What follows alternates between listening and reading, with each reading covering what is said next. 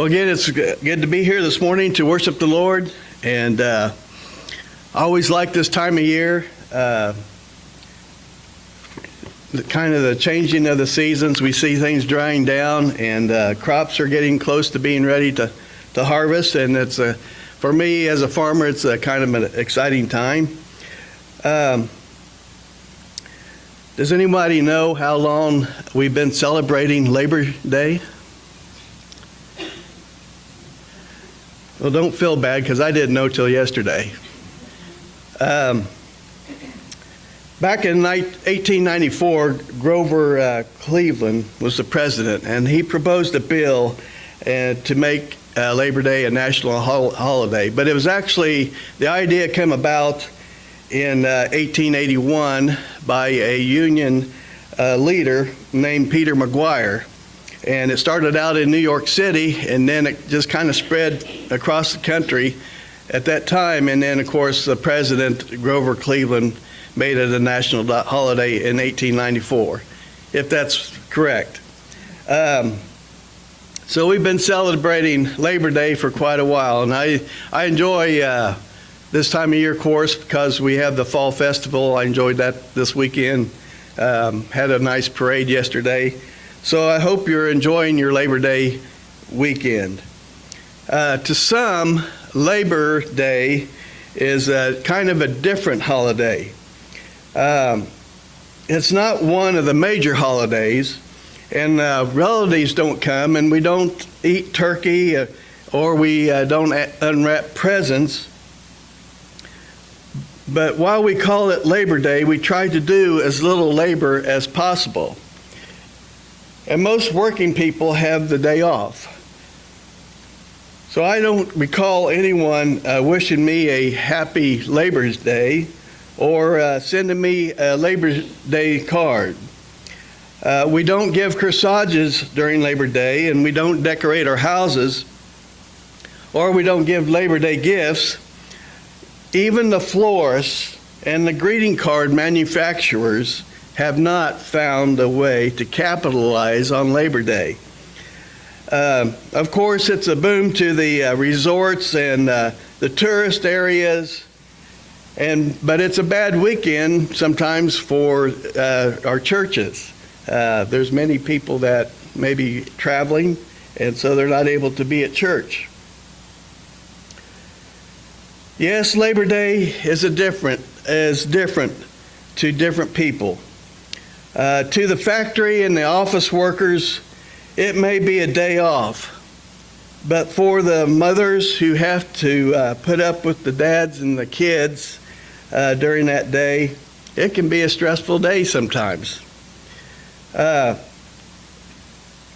For policemen who must deal with the extra heavy traffic, maybe there's some alcohol abuse going on. It's kind of a tough day for them. To farmers and ranchers, it may be just another day. They're out feeding the livestock or out working in the field. I suppose one reason we have Labor Day is because we seem to need a holiday every few months or so. But it is the end of summer, and school is just starting up, and vacations are over, and it's time to put your nose to the grindstone and your shoulder to the wheel once again.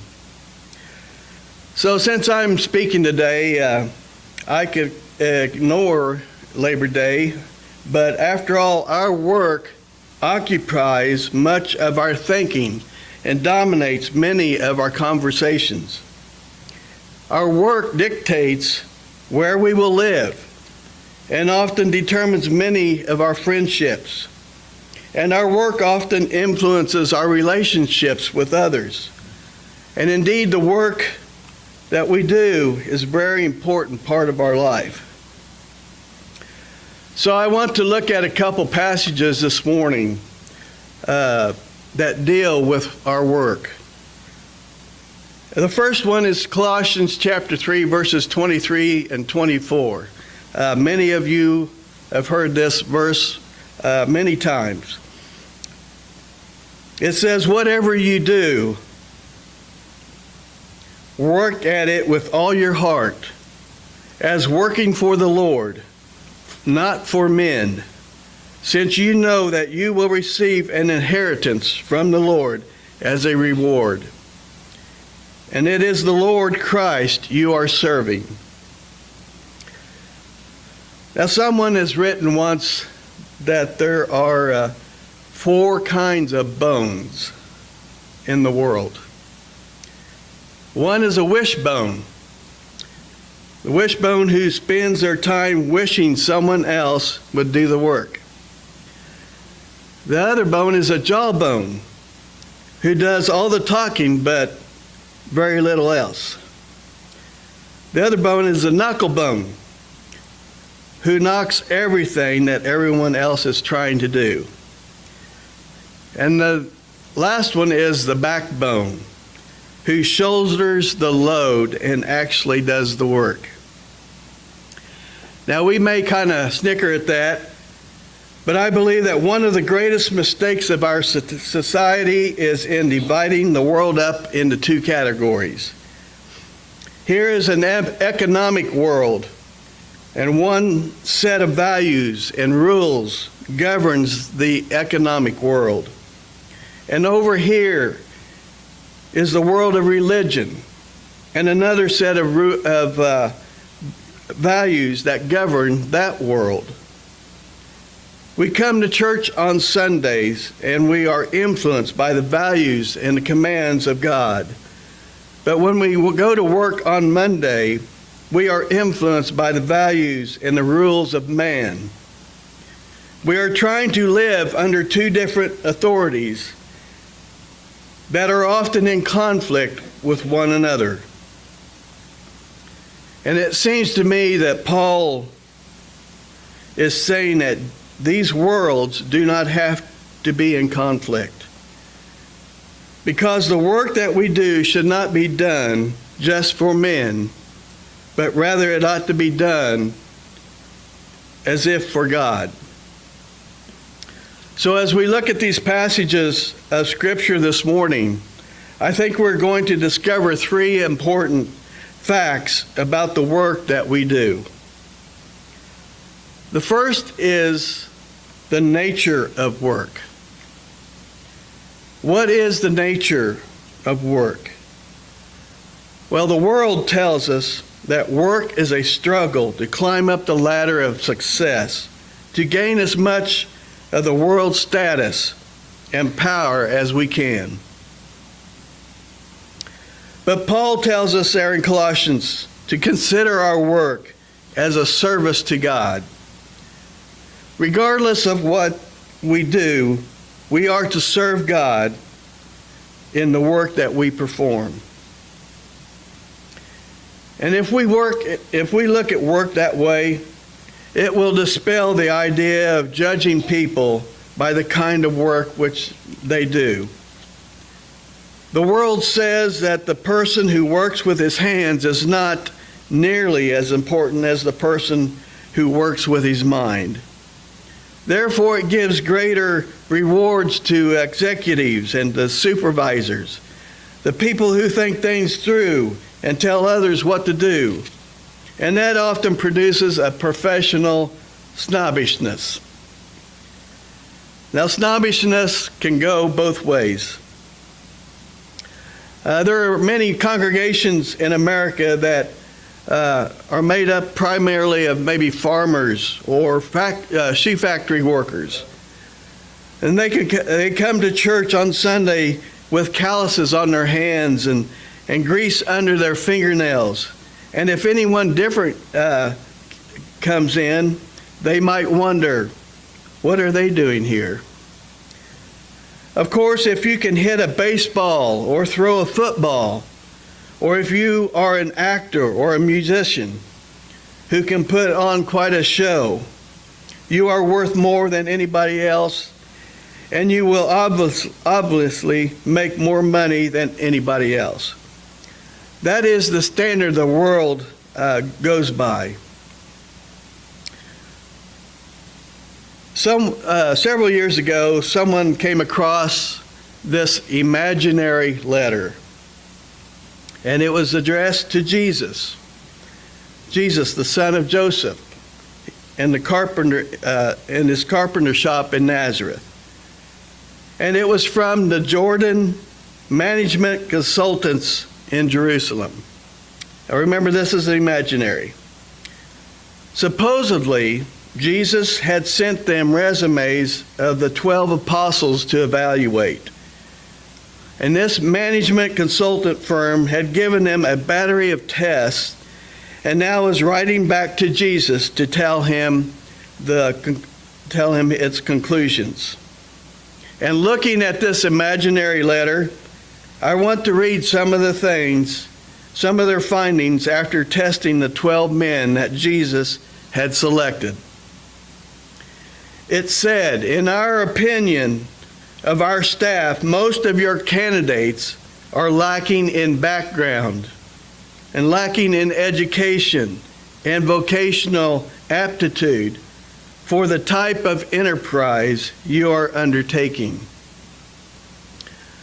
Simon Peter is emotionally unstable and given to fits of temper. Andrew has absolutely no qualities of leadership. The two brothers, James and John, the sons of Zebedee, seem to place personal interest above team loyalty. Thomas demonstrates a questioning attitude that would tend to undermine morale. In addition, we feel that it is our duty to tell you that Matthew has been blacklisted by the Greater Jerusalem Better Business Bureau, and that James, the son of Alphaeus, Simon the Zealot, and Thaddeus definitely have radical leanings. In the light of our findings, we recommend that you continue searching for other candidates with managerial experience and proven capability. However, one of the candidates shows great potential. He is a man of ability and resourcefulness. He meets people well. He has keen business mind and has contacts in high places. He is greatly motivated, ambitious, and responsible. We recommend Judas Iscariot as your chief financial officer and administrative assistant. Well, I'm afraid that's kind of the way the world thinks, isn't it? Because we look at people, but we don't look for the same things Jesus looked for. And we miss some things that Jesus sees. Jesus was able to see a potential and capability that we often miss. So what is the nature of work? Paul says that we are to consider our work as a service to God no matter what we do. If we're mowing lawns, preaching sermons, working in the field or in the office, whatever we do, we are to do to the glory of God and not just to gain status or power among men. Secondly, we ask the question, what is the purpose of work? Well, our answer will depend on how we answered the first question. If you answered the first question by saying that the nature of work is a struggle to climb the ladder of success, then your answer to the second question will be the purpose of work is to make money and accumulate the things of this world. But if you answered the first question by saying the purpose of work is to serve God, then the answer to the second question is different as well. Paul gives us an answer to that question in Ephesians chapter 4, verse 28. He says, "Let him who steals steal no longer, but rather let him labor, performing with his own hands what is good, in order that we may have something to share with those who are in need. So do we know what Paul is saying here? He is saying the purpose behind work is not to accumulate possessions, but the purpose behind our work is to meet needs. Now that may be a little hard for some people to swallow. A businessman might think, well, Paul is way out of touch with reality because he doesn't realize that we must make a profit. If we don't make a profit, we have to lay off employees. If we lay off employees, they won't have a paycheck coming in. So it is important for us to make a profit. But no, Paul is not saying that. He's saying don't make a profit. He's not saying that at all. And the Bible never discourages making a profit. In fact, the Bible teaches that it is wise to make more money than you spend. That it is just good common sense.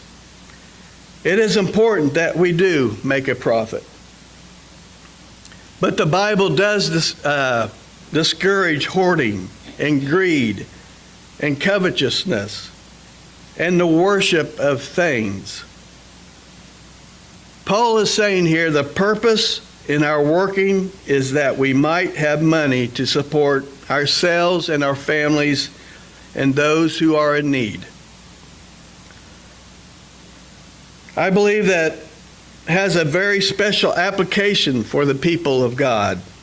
We are told to give special attention to one another.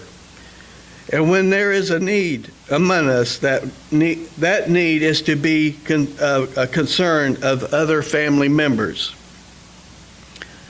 The purpose of going to work is in order that we might have the ability to just do that, to support ourselves, to support our families, and to support those who are in need. So the last question is this: what is the result of our work? Work is important. And from the moment he made Adam and Eve, God gave them work to do. But work in and of itself cannot fully satisfy. But we think it can, because we identify with what we do. You may hear that question asked, who are you? Or we may ask that question, who are you? And the answer may be, well, I'm a lawyer, or I'm a farmer, or a doctor, or a teacher, or a preacher, or a clerk. We are what our work is. And if we do something worthwhile, we feel we are worth something. There was a preacher who had been preaching ever since he had graduated from college. He never wanted to do anything else but preach the gospel. But problems had arose and he left the ministry. He has another job now that pays more money. But he went through a tremendous identity crisis because he had always been a preacher. And when someone asked him who he was, he would always answer, well, I'm a preacher. But now he sees himself as someone else because his job had changed. That is one of the reasons why many people dread the idea of retirement. They say, I will never retire, because it seems that when you retire, the world thinks you are no longer valuable. The world teaches that you are what you do and what you have accumulated. It may tell wives that you are what your husband is. The world even tries to tell Christians, you are what you used to be. But the Bible teaches that those things are not true. There are more important things than our daily work. More important than anything else is our relationship to Christ. If we gain the whole world and lose our soul, what have we gained? If we lay up treasures that rust and rot away and have no treasure in heaven, what will we have gained? So do you like steeples on church buildings? One of the reasons we might like them is because you can see them from afar off. You can see them in the midst of trees and rooftops and in the midst of a busy community. They stand out like beacons pointing toward heaven, saying, God is at home. God is taking care of things. And everything will be okay. You might like them because in the midst of everything else, it marks a place where Jesus is proclaimed, reminding people as they make their way to work that there is something even more important and eternal. God is always home, and He offers a meaning and a purpose in life to which we will never be able to find anywhere else. So in conclusion, I would like to read again Colossians chapter 3, verses 23 through 24. Whatever you do, work at it with all your heart, as working for the Lord, not for men, since you know that you will receive an inheritance from the Lord as a reward. It is the Lord Christ you are serving. That's the lesson this morning. If anyone has a need this morning, we would be happy to help you in any way that we can. Please come as we stand and sing this invitation song.